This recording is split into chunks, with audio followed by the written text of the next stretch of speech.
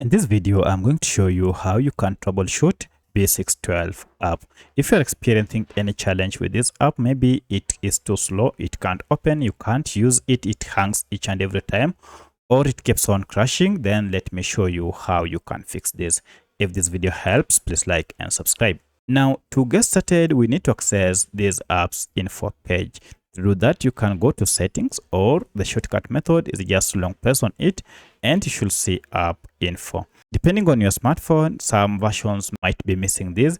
If you are missing this, then you should have a settings gear next to it, or even the name of the app. Tap on any of these to access B612 AI photo and video editor app info page. Now at this point, we want to go and clear the app data. So if I go to storage, here you'll see a breakdown of data stored by this app.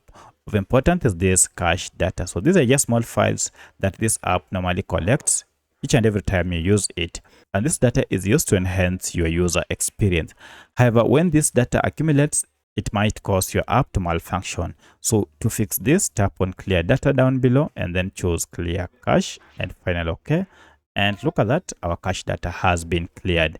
At this point, restart your smartphone and open it. Now it should be working without any issue. But should it not work, come back to app info and this time around clear all data and see if this solves the problem.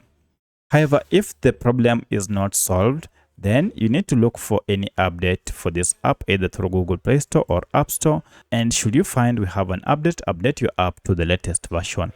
By updating your app to the latest version, you'll fix any issues that might be related to your apps. This will also ensure that you are using or you have the latest version of this B612 AI photo and video editor app on your smartphone. Now, in most cases at this point, everything should be okay.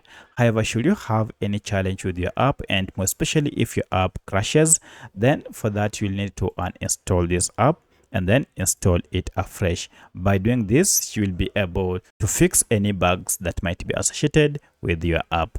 If you have any other question, kindly let me know in the comment section. Otherwise, thanks for watching and let's meet in the next video.